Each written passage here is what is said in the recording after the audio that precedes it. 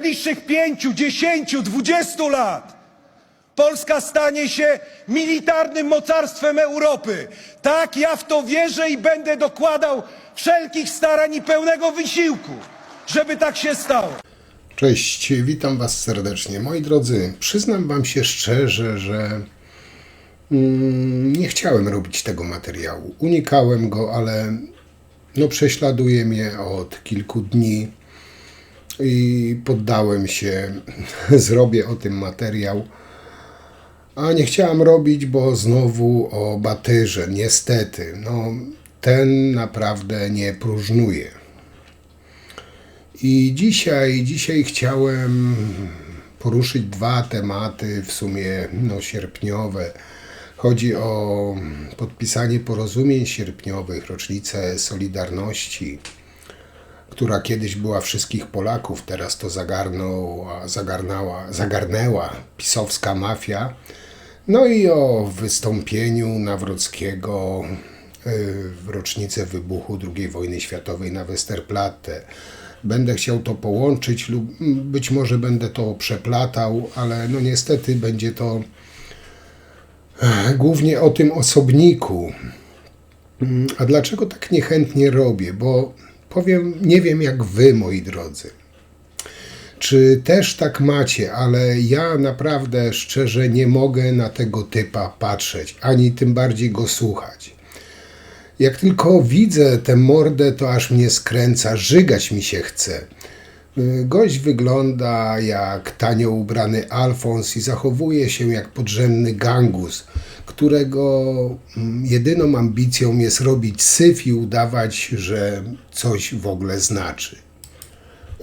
Nie wiem, czy też zwróciliście uwagę, kiedy przemawia Donald Tusk. Nigdy nie podnosi głosu, zawsze mówi merytorycznie, nigdy nikogo nie obraża, nigdy nie napuszcza jednych na drugich i za to go też nienawidzi Kaczyński, Nawrocki, PiS i cała ta wierchuszka pisowska. Bo jest różnica klas, do której żaden pisior nawet się nie zbliży.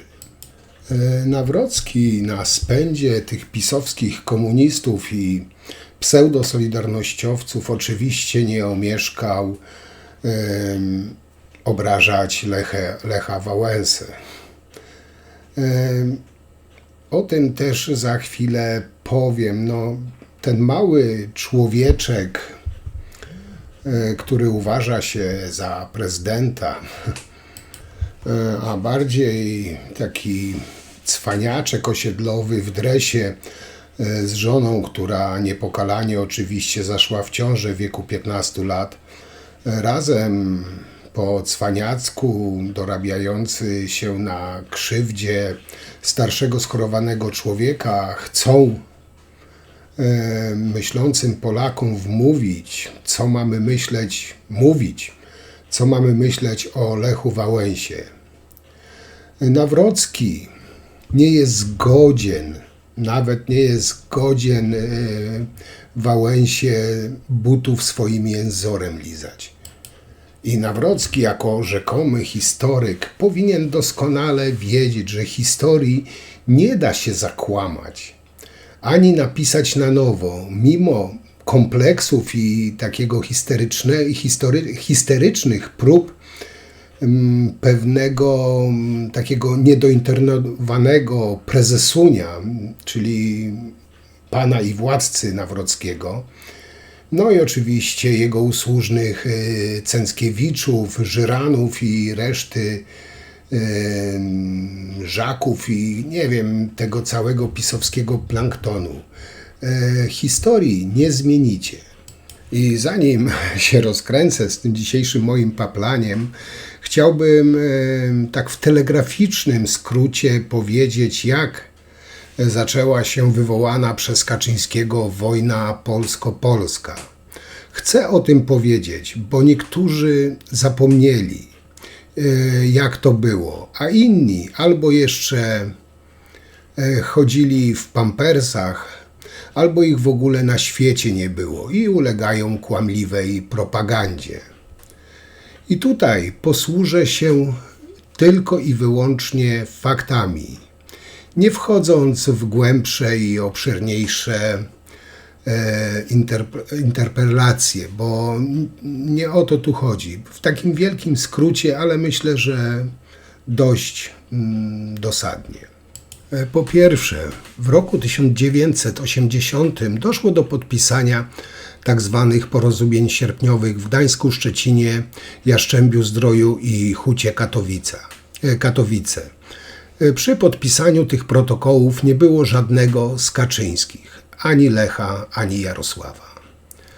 Międzyzakładowy Komitet Strajkowy, który podpisywał z rządem PRL porozumienie, stanowili tutaj Lech Wałęsa, dwóch wiceprzewodniczących Andrzej Kołodziej, Bogdan Lis oraz Lech Bątkowski. Byli też Wojciech Gruszewski, Andrzej Gwiazda, Stefan Izdebski, Jerzy Kwiecik, Zdzisław Kobyliński, Henryka Krzywonos, Stefan Lewandowski, Alina Pienkowska, Józef Przybylski, Jerzy Sikorski, Lech Sobieszak, Tadeusz Stanny, Anna Walentynowicz i Florian Wiśniewski.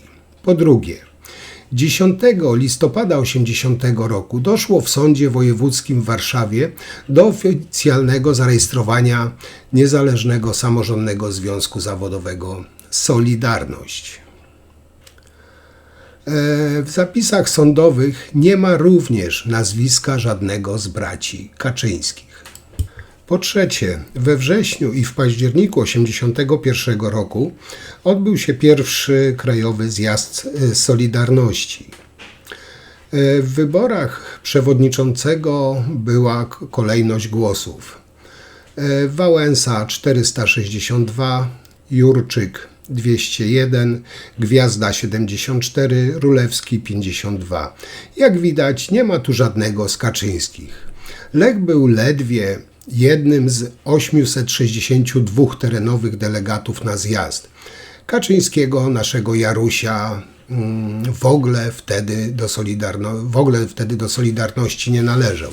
Zapisał się dopiero w 1988 roku. Wtedy, w 1988 roku, zbliżył się mocno do Wałęsy i wzięli udział w rozmowach Okrągłego Stołu. Po czwarte, 12 maja 1990 roku powstało porozumienie Centrum, którego przewodniczącym został Jaruś Kaczyński. Wtedy po raz pierwszy o nim Polacy usłyszeli dopiero. A nie jak to opowiada kilkanaście lat wcześniej.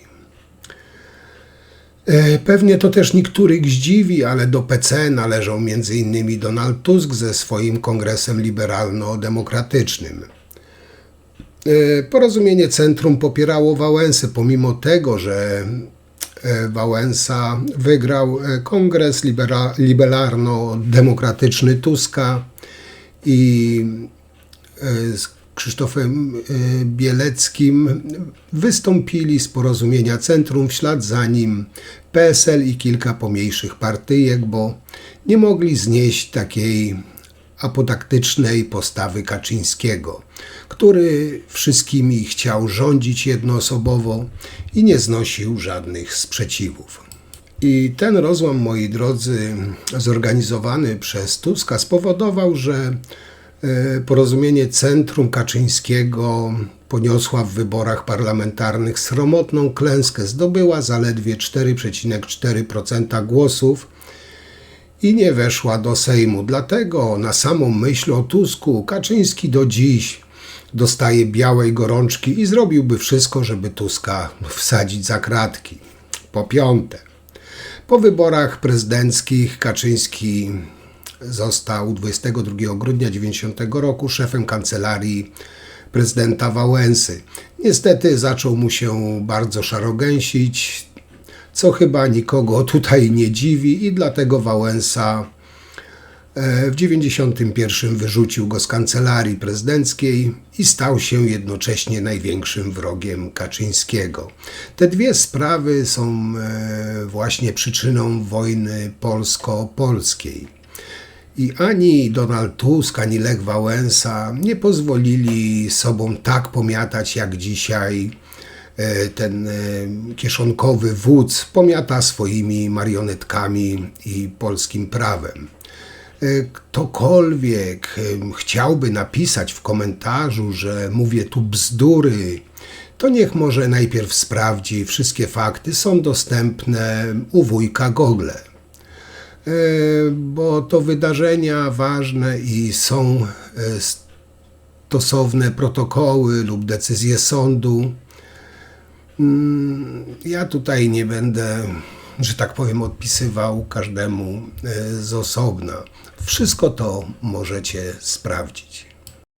Polska dzisiaj dziękuje tym setkom tysięcy i milionom, którzy stanęli po dobrej stronie w rewolucji sierpnia roku 80 i będziemy nadal upominać się o nich. Ale nie da się, drodzy Państwo, opowiedzieć historii wielkiej Solidarności także bez wielkich nazwisk. I mamy dzisiaj to ogromne szczęście, że są z nami i tak ciepło ich przywitaliśmy i Andrzej, i Joanna Gwiazdowie, i Krzysztof Wyszkowski. Wspominamy dzisiaj, drodzy Państwo, także świętej pamięci Annę Walentynowicz, matkę Solidarności. Annę Solidarność, od której wszystko przecież się zaczęło i to dla niej był ten strajk i to ona sprawiła, że strajk stał się solidarnościowy razem z Ewą Osowską i Aliną Pieńkowską.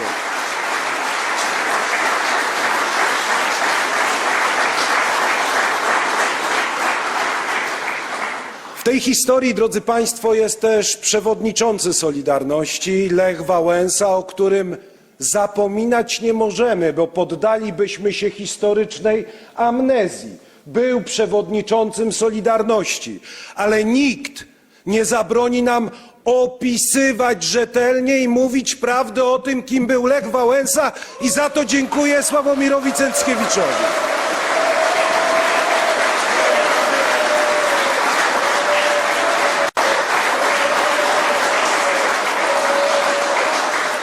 Chcemy dla dobra wspólnego stawać w prawdzie o Solidarności, czerpać z niej, drodzy Państwo, bo to nie jest tylko tradycja i piękna historia, ale to także dla nas wszystkich zobowiązanie.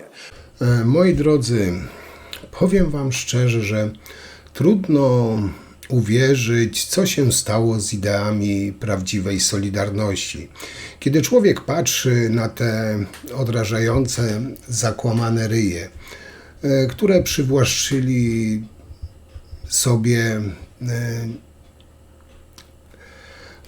sobie coś, co łączyło Polaków, co dla Polaków jest niemal świętością. Zrobili z tego kolejną swoją partyjną kloakę.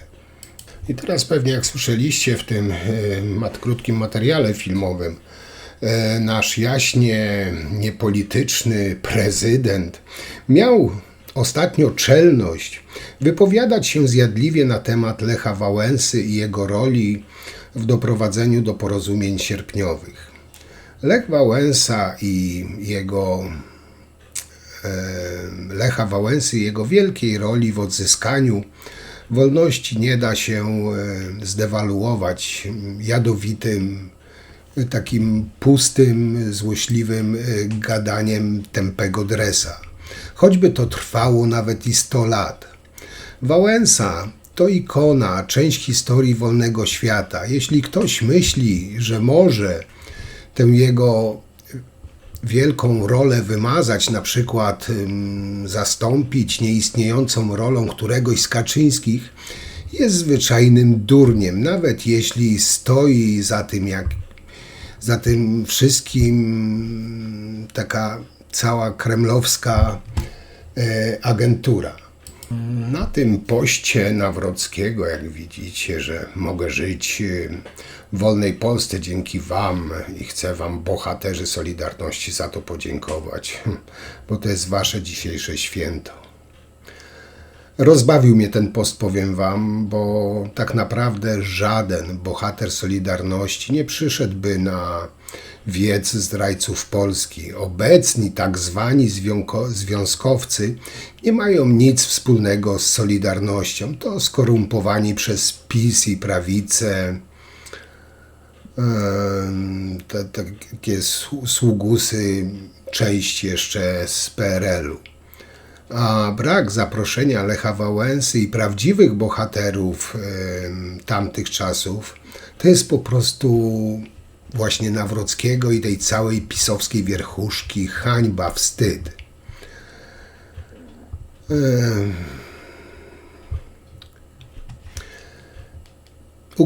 Ugryzę się w język, bo chciałem coś mocniej powiedzieć, ale mógłbym przesadzić. Ale powiem może w ten sposób. Nikomu nie odmawiam dumy z historii Solidarności, ale jest właśnie jedno ale. Gdy Wałęsa siedział w pierdlu za działalność podziemną w PRL, Nawrocki srał jeszcze w pieluchy. Gdy Wałęsa jeździł po najlepszych uniwersytetach świata z wykładami, Nawrocki woził kurwy klientom w Grand Hotelu. I taka jest różnica, więc tu nadal potwierdzam swoje słowa, że Nawrocki nie jest godzien nawet lizać butów Wałęsie.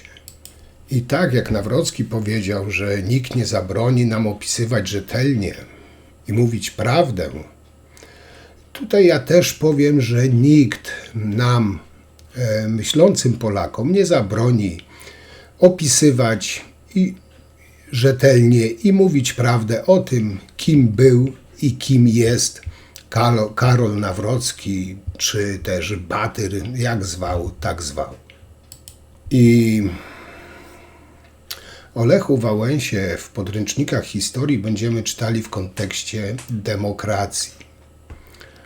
Mówię o tych prawdziwych podręcznikach niepisanych przez pisowskich aparatczyków, a o Kaczyńskim poczytamy w książkach o populistach, demagogach, łajdactwach politycznych i zakłamywaniu historii. I porównując, już nawet tutaj nie ma do czego porównywać, ale porównując Lecha Wałęsę do Nawrockiego, życiorys Nawrockiego jest gorszący. Nie można na takim życiorysie wychowywać patriotów. Dla mnie osobiście Nawrocki nie jest prezydentem i nie jest wzorem do naśladowania, bo nie chciałbym, żeby mój syn był kibolem, gangusem czy po prostu zwykłym Alfonsem. Nawrocki, jak wiecie, wybiera się do USA. No, stroszą piórka. Zresztą to jest osobny temat. Nie chcę tutaj się rozwodzić w tej chwili na ten temat, ale no jedzie do USA na jedną wizytę, która potrwa kilka godzin. A wyobraźcie sobie, o tym oczywiście nie dowiecie się z tych prawicowych mediów. Wałęsa pojechał do Ameryki Północnej, uwaga, z 28 wizytami po całych Stanach i Kanadzie, na cykl spotkań i wykładów. Będzie tam 2 miesiące. Także Batyr, jak powiedziałem, do pięt mu nie dorastasz. A obrażanie przez Batyra Lechę Wałęsę w imię prawdy historycznej w rocznicę porozumień sierpniowych jest po prostu bardzo słabe, bardzo małe, ale czego się można spodziewać po małym człowieczku? To, co robi ten nowy pisowski prezydent, to nie jest żadna prawda historyczna, ale prawda polityczna, prawda pisowska. Każdy, kto coś zrobił dla tego kraju, a skrytykował Kaczyńskiego czy jego partię, staje się zdrajcą, agentem czy antypolakiem i pracuje nad tym cała rzesza, cała wierchuszka tych pisowskich spin doktorów. Przykłady? To nie tylko Wałęsa. Pamiętamy, był atak na Szymborską, Bartoszewski, Owsiak, czy ostatnio Małgosia Chmielewska. Nawet oberwało się w 2010 roku Hendryce Krzywonos. Wchodziła do gdyńskiej hali na zjazd 30-lecia Solidarności jako bohaterka Solidarności, a po skrytykowaniu Kaczyńskiego wygwizdana wychodziła już z całkiem inną historią. Także Nawrocki akurat jest tą osobą, która powinna rozliczyć się przede wszystkim ze swoją przeszłością. A Lech Wałęsa? Lech Wałęsa nie jest nieskazitelnym ideałem, ale to dzięki jego charyzmie żyjemy w wolnej Polsce bez radzieckich wojsk i cały świat wie. Tylko właśnie Kaczyński nie może przeżyć, że Wałęsa wyrzucił go z pracy. I szkoda tylko, że nawet politycy z tak zwanej górnej półki zakłamują historię naszego kraju, opluwają ludzi, którzy są na świecie szanowani i uznawani. A w naszym kraju mieszani z błotem w imię politycznej zawiści i małości, po prostu zwykłej małości. Panie prezydencie Nawrocki, niech pan usunie te bariery. One są niepotrzebne. My się porozumiemy. Po co one odgradzają jednych od drugich? Więc powtarzam, panie prezydencie Nawrocki, niech pan usunie te bariery. Nie będę grzeczna. 45 lat temu tu stała cała masa ludzi przed bramą.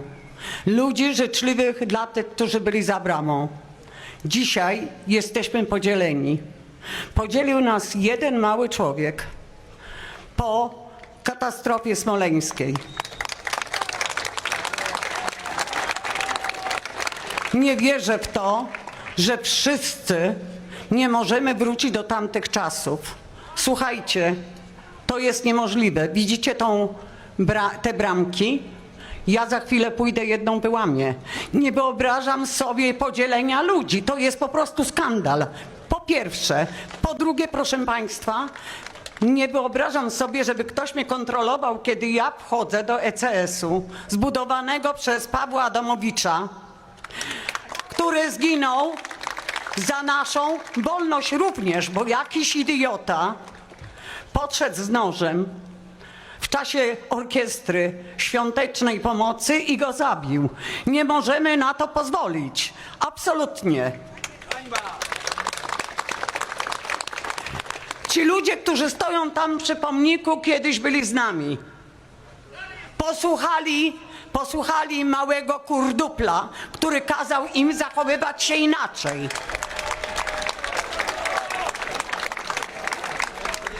Dzisiaj mamy prezydenta z Gdańska i to wszystko na jego temat mogę powiedzieć, bo nic więcej nie przychodzi mi na usta, tylko jestem wkurzona.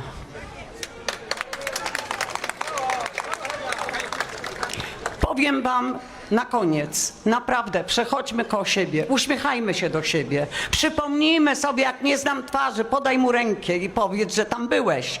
10 milionów ludzi było w Polsce, którzy byli razem. Nie wiem, czy uwierzycie, ale nasza Solidarność, pierwsza Solidarność jest razem. Nie zmieniamy tego i nigdy nie zmienimy. A wam, kochani, pod tym pomnikiem życzę zdrowia przede wszystkim i rozumu. Dziękuję.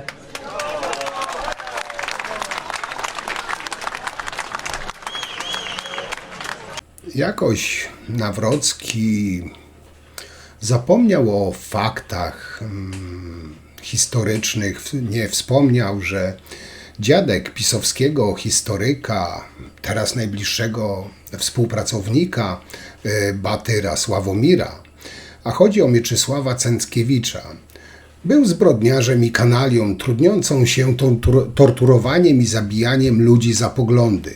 Przez wiele lat pracował jako oficer śledczy WBP w różnych regionach Polski.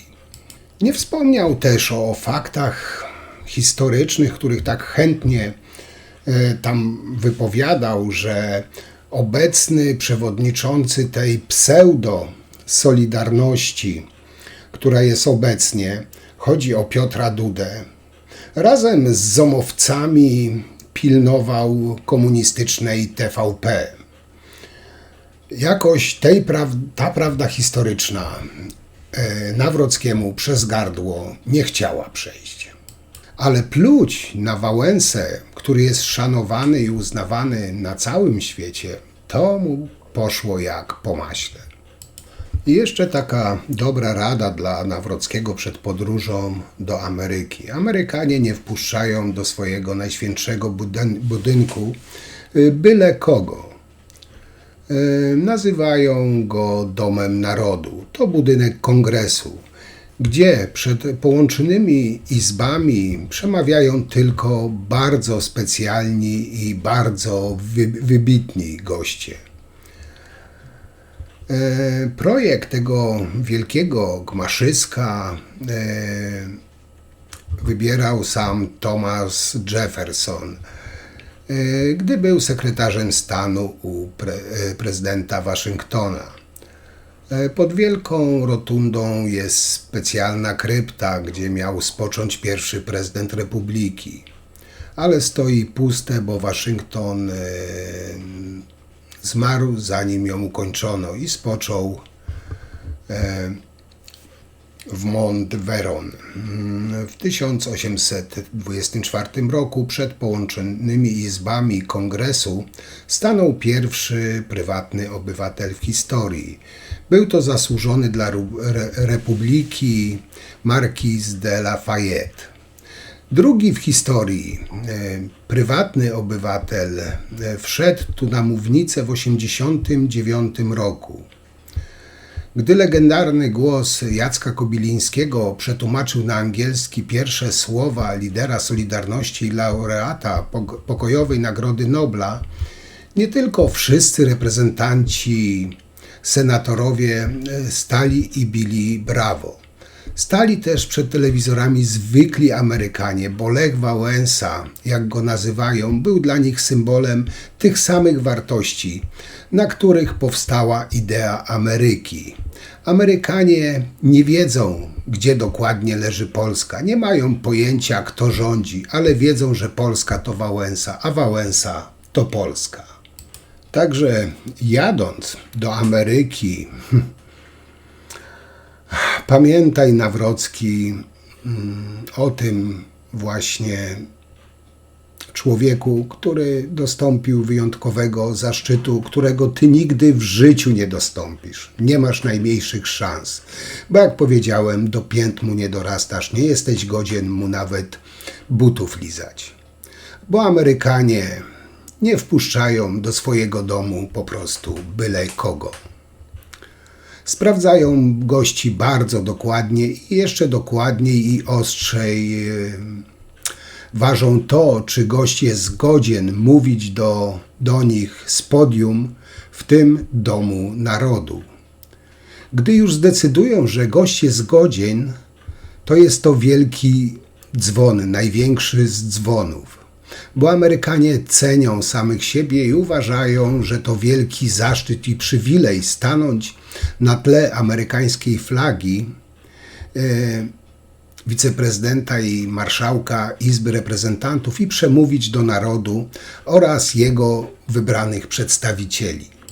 Bo Amerykanie po prostu nie lubią, gdy ludzie znikąd deprecjonują ich specjalnych gości, a szczególnie tego, który na Kapitolu mówił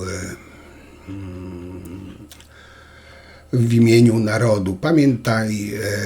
Pamiętają go i szanują do dziś. Mówię o Wałęsie. Dlatego dobrze i korzystnie dla Polski byłoby, gdyby pan prezydent Karol Alfons Nawrocki zapisał to sobie i podkreślił na czerwono jakimś wężykiem, że obrzucając Wałęsę błotem, to może w lesie pod nosem sobie to robić, a nie w Ameryce. O Wałęsie ma mówić tylko tak słodko, jakby to od tego zależało wyłudzenie kawalerki w Waszyngtonie.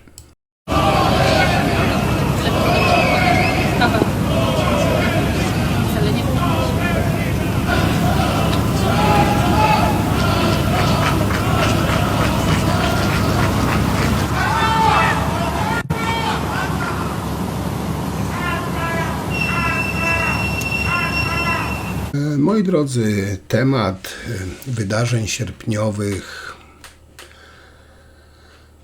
to jak zdeptał Nawrocki te ważne dla Polaków, tą ważną dla Polaków rocznicę, myślę, że chyba zamknę, może jeszcze tutaj parę wrzutek, jakichś zdjęć wrzucę, ale teraz przenieśmy się na 1 września, w rocznicę II wojny światowej. I tutaj właśnie nie bez powodu zacząłem od tego krótkiego filmiku i od tego po prostu bydła prostactwa, który buczał, gwizdał, wył jak banda dzikusów na Westerplatte. Podczas II wojny światowej zginęło 6 milionów obywateli polskich. I jeśli ktoś drze się w takiej chwili, to tak jakby naszczał zabitym po prostu do zniczy. W imię jakiejś chorej partyjnej wojny profanowano świętą przestrzeń, pamięć tych wszystkich poległych, ale z drugiej strony czego się spodziewać po wyborcach Nawrockiego, PiS-u czy tam Kaczyńskiego? Po prostu delikatnie rzecz ujmując, prostaki i zwykłe bydlaki, które nie potrafią nawet uszanować tak wyjątkowej daty, tak wyjątkowego wydarzenia. Oglądałem część wystąpień Batyra na Westerplatte i w imię prawdy historycznej nie przypominam sobie, gdzieś może mi to przeoczyłem, nie zauważyłem, ale na Westerplatte Batyr nie wspominał coś o noszach z psychiatryka, które zakupił Nawrocki dla muzeum jako cenny oryginał z 1939 roku. I nie wiem, może się przesłyszałem, ale być może ktoś z was jeszcze słyszał, że ten niby prezydent, który o zmarłych żołnierzach krzyczał niech żyją. No, nie wiem, czy można gafę większą szczelić. Nawrocki krzyczał niech żyją bohaterowie Westerplatte. Ostatni zmarł kilkanaście lat temu. I teraz się tak zastanawiam, co ten gamoń krzyknie w rocznicę bitwy pod Grunwaldem. Z Westerplatte! Niech żyją bohaterowie z Westerplatte!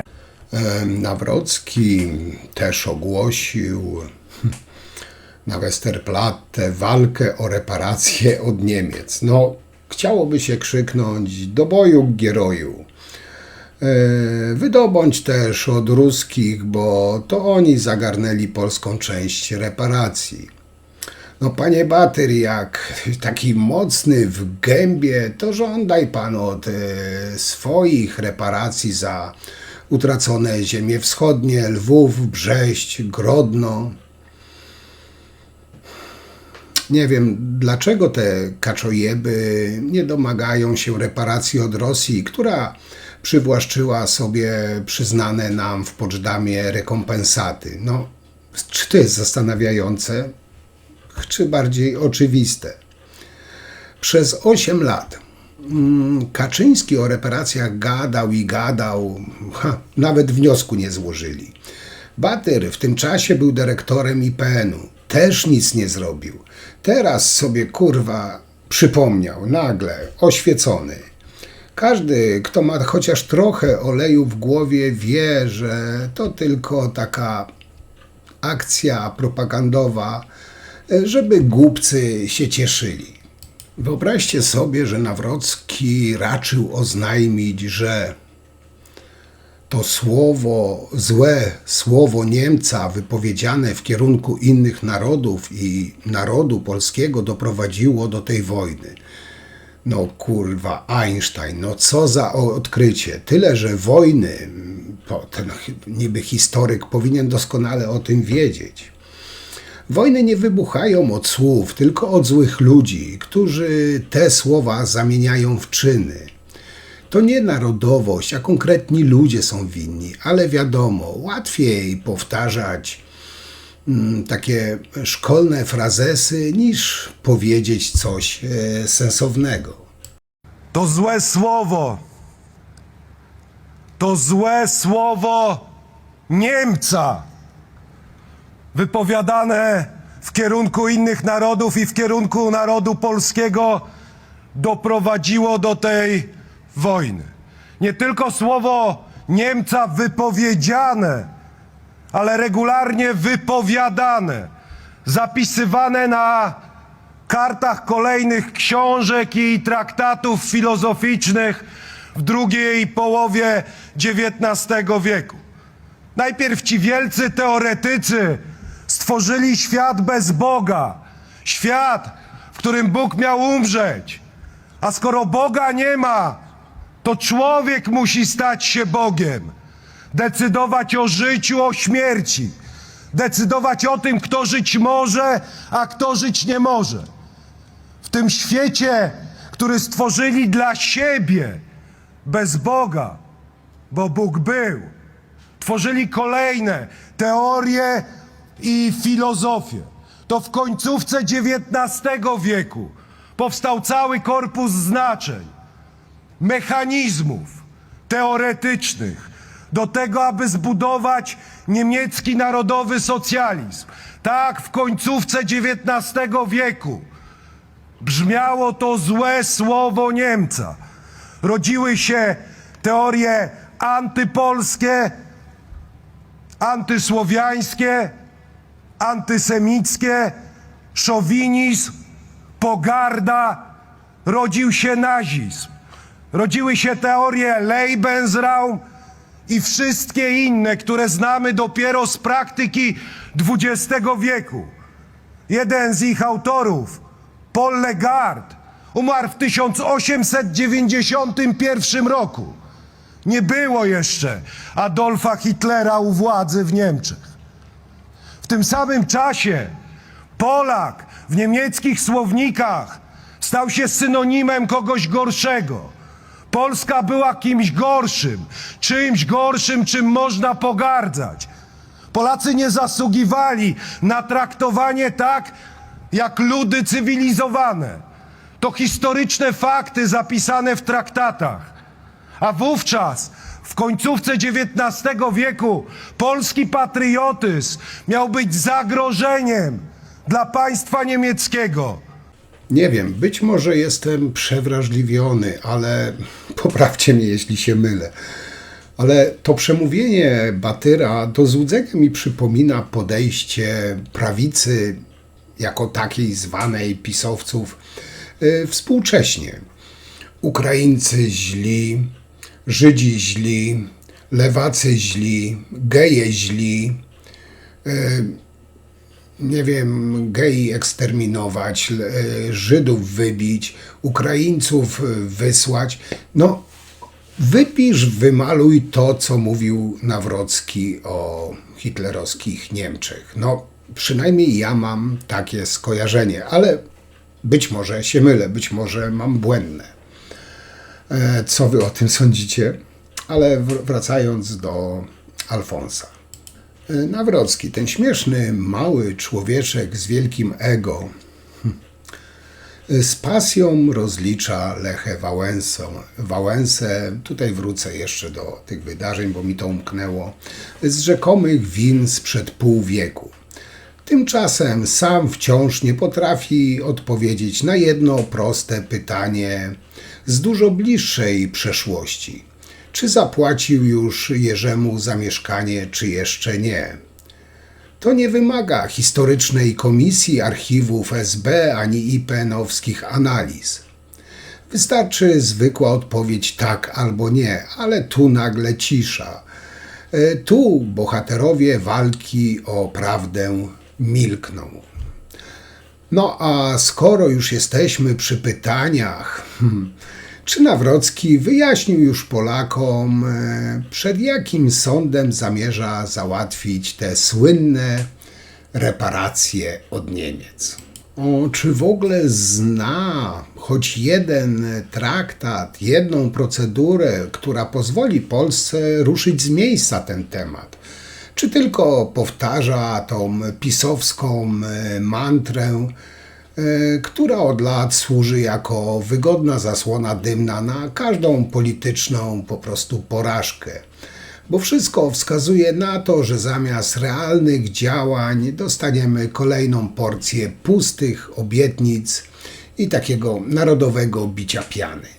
No ale najważniejsze, żeby hasło brzmiało donośle i patriotycznie.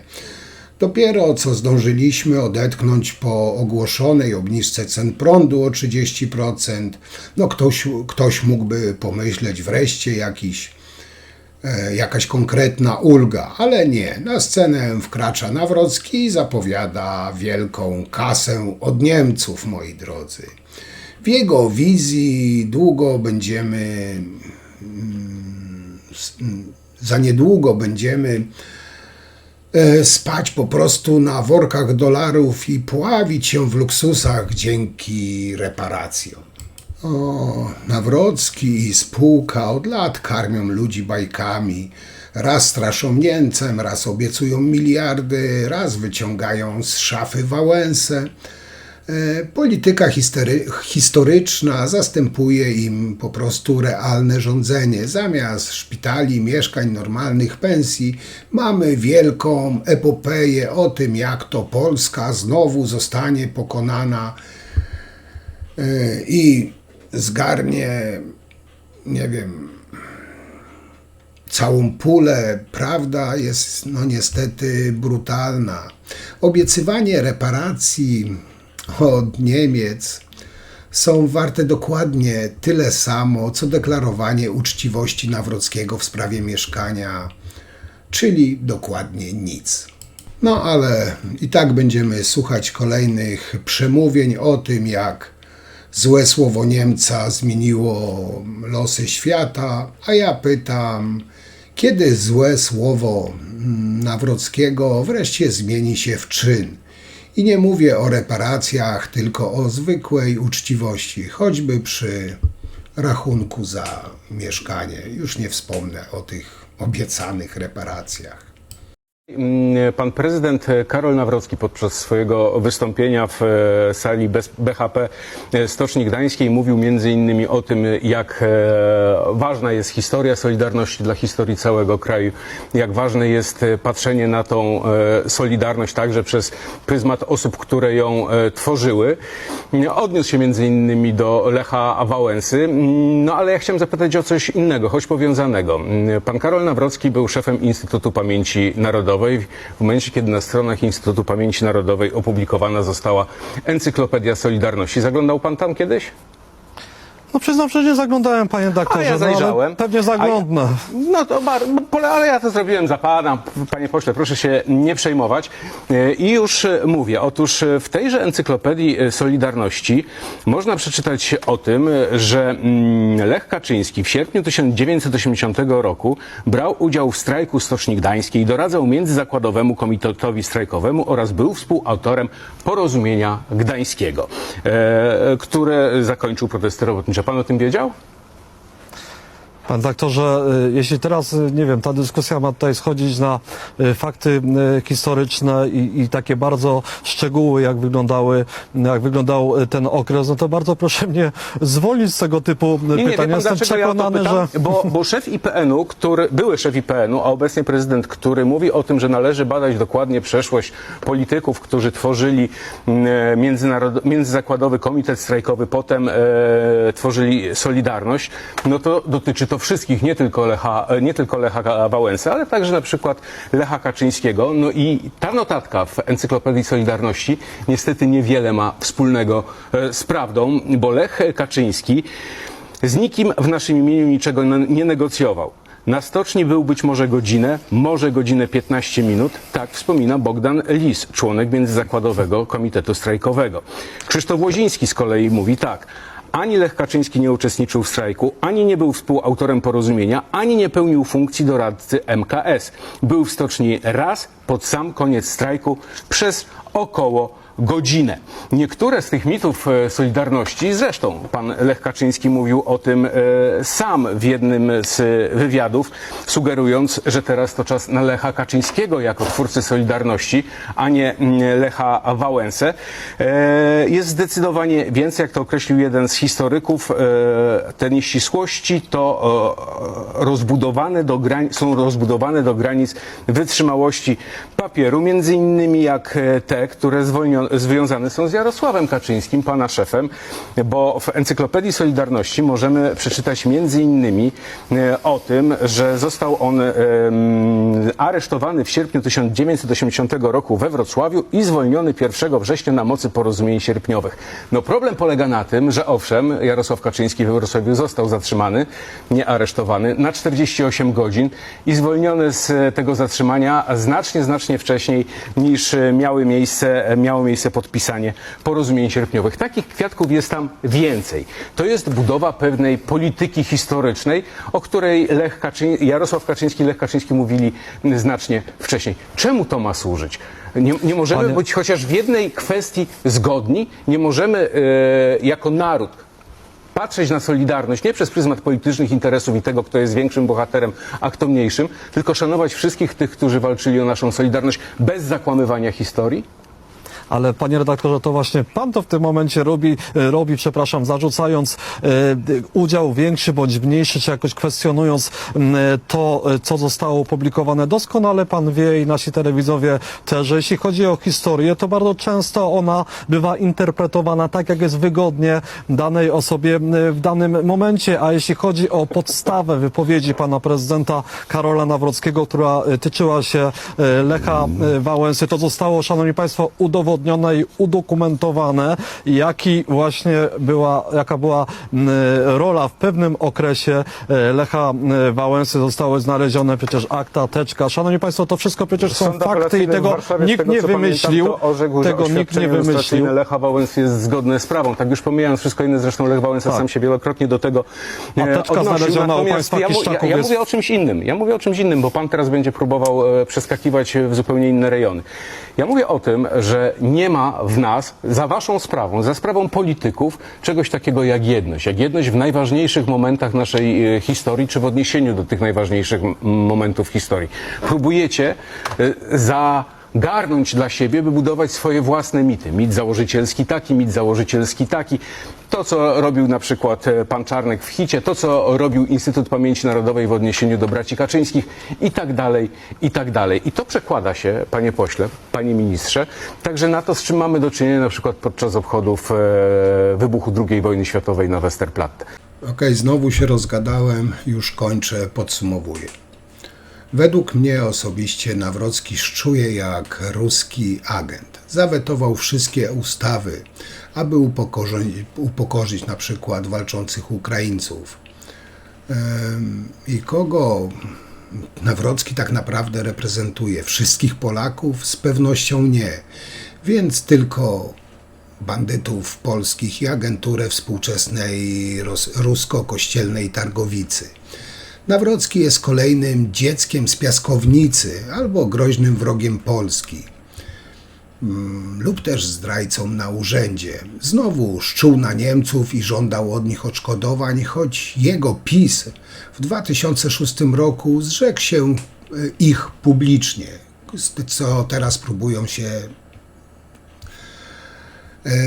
wymigać od tego. I żeby nie było, to jest oczywiste, jasne, że powinny one być za napaść na Polskę, za miliony zagazowanych i zamordowanych, za zrównanie z ziemią miast i krzywdy narodu. Jednak pytanie tak, od kogo? Polska od Niemców otrzymała Warmię, Mazury, Pomorze, ziemię lubuską, Dolny Śląsk, Górny Śląsk, które okradli i spustoszyli Sowieci, zanim nam oddali. Ruscy siłą zabrali nam pół Polski, wymordowali elity, w tym oficerów, wywieźli miliony Polaków na nieludzką ziemię, ukradli na pół wieku niepodległość, a Putin jeszcze teraz przetrzymuje wrak i grozi wojną o jego prawa do Polski, bo tak zdecydowała kiedyś Jałta. Ale to nie od Rosji Nawrocki i cała PiS i ta konfederacja chcą reparacji. Nie, oni od Rosji nie chcą. Dlaczego od Niemców? Bo tak wygodniej atakować Unię Europejską, oczywiście w interesie Rosji. Niemcy w ramach Unii Europejskiej dają nam potężne fundusze w zamian za praworządność i demokrację. Ale głupi rodacy myślą, że te pieniądze to dla nich, a to tylko takie nęciątko polityczne dla frajerów. Przecież żadnych reparacji nie będzie, a tylko te PiS-łajdaki, Konfederacja skłócają nas całym światem, bo takie kłamstwo łykają i z zachwytem te takie parafialne pelikany podziwiają, nie wiem, odwagę ubliżania Niemcom Unii Europejskiej w imię Putina. No a Batyr wykorzystuje pazerność takich prostackich parafian i skłóca nas ze wszystkimi. Liczy na niezrównoważonego Trumpa, który spowodował chaos na świecie i związanie się z wielkiej amerykańskiej i antyeuropejskiej koalicji Chin, Rosji, Korei Południowej, Iranu i wielu innych znaczących państw świata. Nawrocki nie rozumie, że to przyjaźń, solidarność, współdziałanie buduje wielkość narodu, a nie wojna, zdrada, wrogość historyczna wokół naszych granic. Nawrocki się puszy, jest, nie wiem, szczęśliwy, jak panuje, komuś dokopie, kogoś poniży. Jego zresztą urzędnicy, tak zwani urzędnicy, zioną ogniem agresji i niekompetencji. A tego nie można inaczej nazwać jak nieodpowiedzialne pieniactwo, które nie ma racjonalnego uzasadnienia u lidera narodu. Nawrocki szkodzi Polsce i Polakom. Dla mnie jest zdrajcą narodu, takim niszczącym jedność narodową i solidarność Polaków. Jest najgorszą odmianą nie tylko takiego, nie wiem, bandziora politycznego na urzędzie w naszym kraju. I mam nadzieję, że uda się w końcu przeliczyć te głosy wyborcze, rozliczyć ten PiS zamach na wybory i zamiast na urzędzie po prostu dranie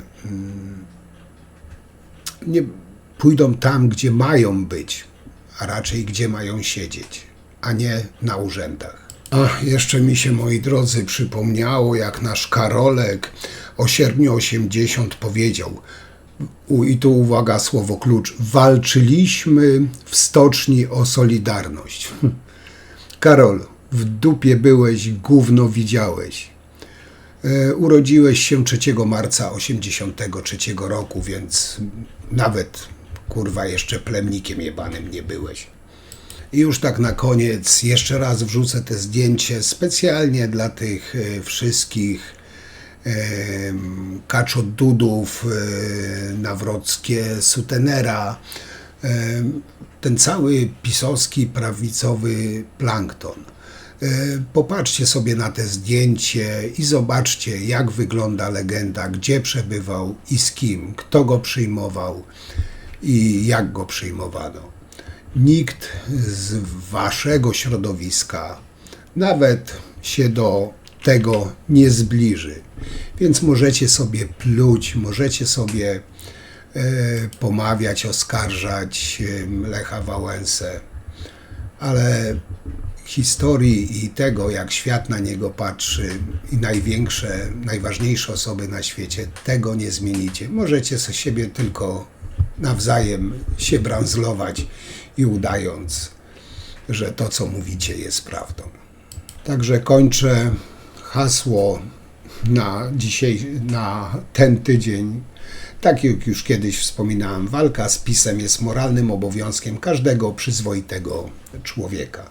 Moi drodzy, i tym optymistycznym akcentem zakończę. Rozgadałem się znowu. Chciałem ten temat zamknąć, choć jak wam mówiłem, niechętnie o Nawrockim mówię, bo naprawdę flaki mi się wywracają, jak go widzę, słyszę, a mam jeszcze o nim mówić. Ktoś mi tam z was podrzucił temat, żeby zrobić materiał o edukacji zdrowotnej, który teraz znowu jak zwykle poróżnił nasze społeczeństwo. Także postaram się, jeśli jutro się wyrobię, postaram się o tym przedmiocie, którego biskupi tak bardzo nie lubią, nie chcą, bo się dzieci dowiedzą, co to zły dotyk i tak dalej. O tym spróbuję zrobić jutro materiał. A dzisiaj wam dziękuję jak zawsze. Piszcie, komentujcie, oceniajcie.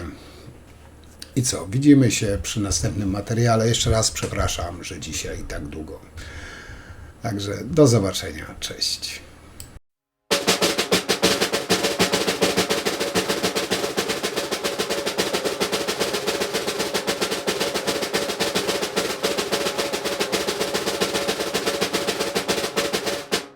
Ja pierdolę, ja nie wierzę, znów ciemnota w Belwederze. Na doradce jeszcze kępa, taka tempa, baba klępa. Włączam rano wiadomości, a tam kurwa batyr gości. Mam wrażenie, że idiota ma coś w sobie